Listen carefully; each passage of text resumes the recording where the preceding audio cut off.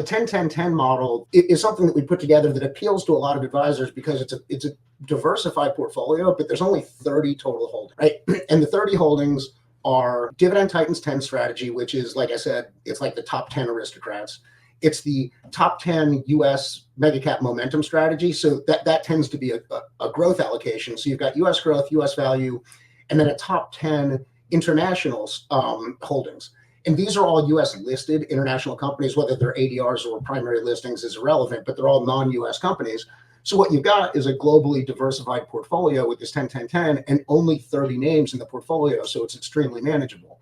Now, what makes it interesting is, once again, you've got these different thought processes going on, different things happening in different markets.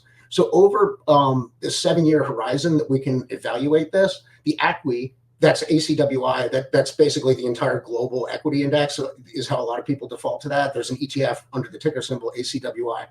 So over that 7 years, the ACWI has returned 9 and change %, whereas this 10-10-10 portfolio is 18 and change. So not quite double, but basically just about double the return of the ACWI with, as you would anticipate, Sharpe ratios and Sortino ratios that are dramatically higher. So what we did is we took that 3-10s model and blended it with a 40% fixed income sleeve to get, because the title of this presentation was 60-40, to show you how you could do on a 60-40 doing it this way.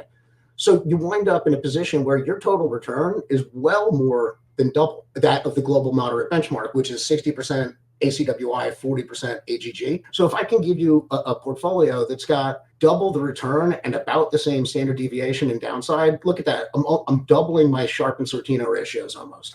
And that, those are the metrics that you look at for risk-adjusted returns. So we can work with you to create what it is that you want, but this one's really intuitively appealing. And frankly, your total holdings would be like 10 fixed income ETFs and 30 stocks, and you've got a globally diversified portfolio that contains both equity and fixed income exposure.